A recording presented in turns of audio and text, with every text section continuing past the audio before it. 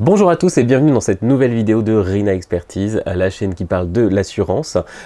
Aujourd'hui, je vais vous faire un petit exercice. On va apprendre comment en 5 minutes, vous pouvez vous protéger votre habitation contre des sinistres de grande ampleur. On y va ?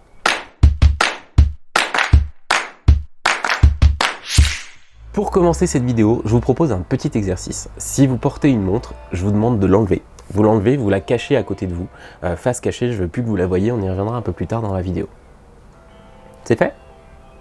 Donc aujourd'hui, on va aborder un sujet un peu transverse, comme dans la dernière vidéo que j'avais publiée. On va essayer de parler d'un peu d'autre chose que des cambriolages, essayer d'aborder un peu plus vastement, on verra si ça existe, pour essayer d'aborder un peu plus largement le domaine de l'assurance. Si ces sujets un peu plus transverses ou spécifiques vous intéressent, n'hésitez pas à me mettre un petit commentaire, un pouce en l'air et abonnez-vous pour avoir les réponses à vos sujets et pour ne rien rater de mes nouvelles vidéos. Donc dans ce nouveau sujet, je vais vous faire un petit exercice d'imagination. Imaginez votre maison, votre appartement vient de brûler entièrement. Il reste 3 bouts de mur à droite à gauche et tout ça, et tout a cramé. C'est bon là, vous y êtes ? Donc déjà, vous pleurez, ça c'est normal, vous voyez tout ce que vous avez perdu, tous les souvenirs, tout ça. Et après, voilà, vous commencez à travailler avec l'assurance pour faire le dossier, pour commencer à être remboursé. Et là, votre compagnie d'assurance, elle va vous demander quelque chose d'exceptionnellement facile à faire. Elle va vous demander de réaliser la liste de tous les biens qui ont disparu.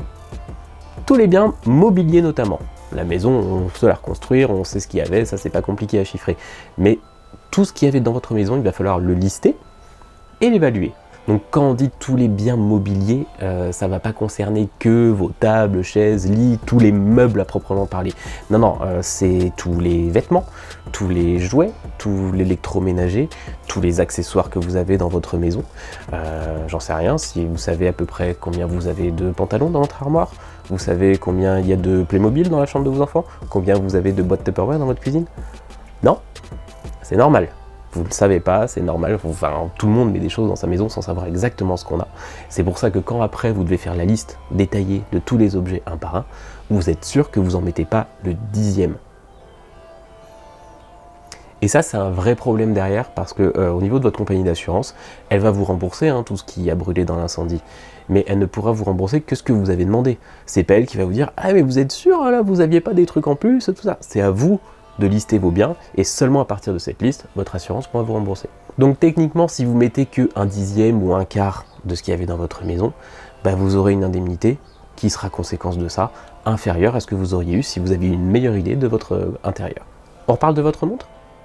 Vous prenez une petite feuille, un stylo et uniquement de mémoire, vous redessinez le cadran avec tous les détails, les chiffres, les aiguilles, voilà, s'il y a des petits traits, vous dessinez absolument tout, le cadran et le contour. Vous pouvez mettre en pause, pendant que vous faites ça, vous mettez en pause 3 minutes, je m'en offusquerai pas, vous faites votre dessin.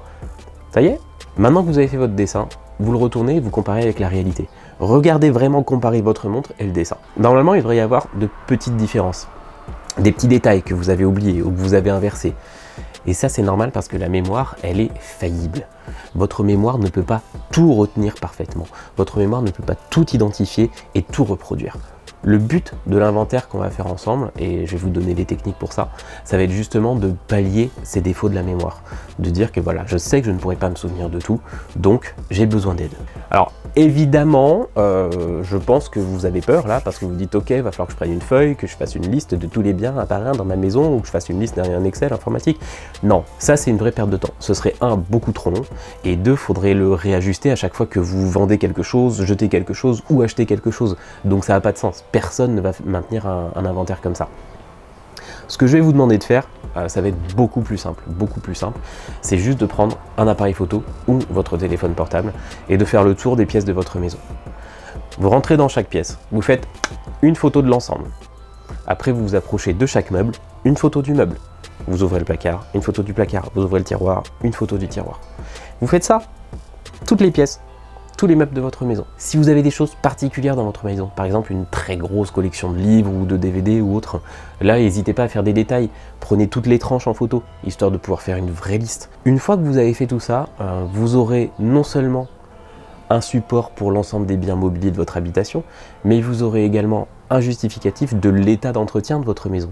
Parce que quand vous avez un sinistre de grande ampleur, un incendie, un gros dégât des eaux, ok, on va vous refaire la reconstruction, mais si vous aviez un papier peint qui était vieux ou des peintures en mauvais état, notre assurance, ça peut dire ok, on va reconstruire, mais là, il va y avoir une décote parce que c'était pas en bon état. Donc, si vous avez ces photos-là de l'ensemble de votre maison, de l'ensemble de l'intérieur, ça prouve aussi à votre compagnie l'état d'entretien de votre maison et ça vous protège. Donc maintenant que vous avez fait votre inventaire mobilier, il va falloir le stocker. Et le stocker sur un espace immatériel. Il va falloir vous faire un mail ou le poster sur un cloud pour que ce soit atteignable si jamais vous avez tous vos supports qui disparaissent. Si tout ce qui est technique de stockage des données, ça vous intéresse, j'ai fait une vidéo à ce sujet pour vous expliquer voilà, les solutions qui existent et ce que vous devez privilégier pour tel ou tel type de données. C'est assez intéressant et ça peut vous épargner pas mal de soucis. Donc voilà, si vous avez fait ça, faites-le une fois par an, une fois tous les 2 ans. Faites-le quand vous faites des travaux chez vous pour montrer après l'état de la maison. Faites-le quand vous faites un renouvellement de mobilier. Faites-le assez régulièrement. Sur les vêtements, si vous avez des enfants, voilà, tous les 6 mois, tous les ans, vous changez la garde-robe quand ils grandissent.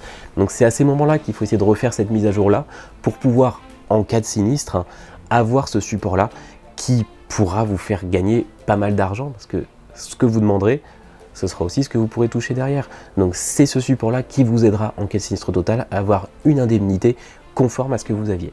Alors maintenant je vous dis ça, mais il est clair que si vous faites cet inventaire et que vous, au final vous dites ok je réclame 150 000 euros, mais que votre contrat d'assurance il vous couvre pour 30 000, vous allez avoir un problème. C'est-à-dire que votre contrat il n'est pas adapté à ce que vous avez, donc ce serait bien aussi de réévaluer votre contrat. Donc si vous avez encore un peu de temps, une fois que vous avez votre inventaire, je vous propose un petit ajout.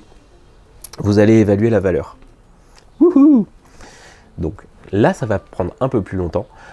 Vous reprenez vos photos. Je ne vous demande pas de faire un détail, hein, mais pareil, chaque meuble, vous dites ok, ce meuble-là, c'était à peu près tant, à peu près telle valeur. À l'intérieur, vous dites ok, là, il y a une dizaine de pantalons. Mes pantalons, je les achète à 60 euros à peu près. Ok, pantalons, 600 euros. C'est juste pour vous donner une idée imparfaite et globale de la valeur que vous avez dans votre habitation. Faites ça pareil, chaque meuble, chaque tiroir, et vous aurez une idée assez précise de la valeur de votre contenu d'habitation. Et ça, vous ne le faites pas par rapport à une potentielle décote, par rapport à l'ancienneté ou pas. La base, c'est le prix d'un équivalent neuf. Donc vous dites, voilà, mes pantalons c'était 60 euros, je mets 60 euros. Sinon, vous allez partir dans des calculs qui vous serviront à rien parce que ça dépendra de votre contrat. Donc vous avez fait votre liste, vous avez évalué à peu près la valeur, et bien maintenant, vous pouvez faire le total. Vous voyez qu'au final, vous en avez pour 80 000 euros dans votre habitation. Regardez votre contrat d'assurance. Est-ce que vous êtes couvert pour ces biens-là? Est-ce que vous êtes suffisamment couvert par rapport à ce qu'il y a dans votre habitation?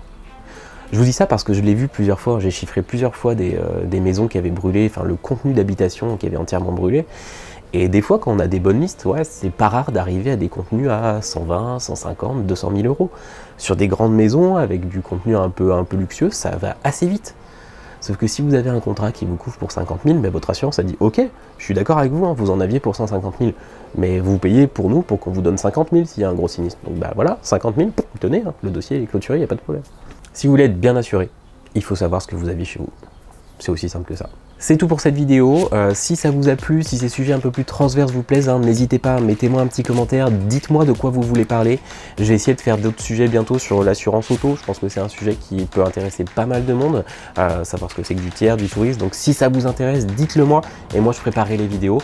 Et moi je vous dis à très bientôt.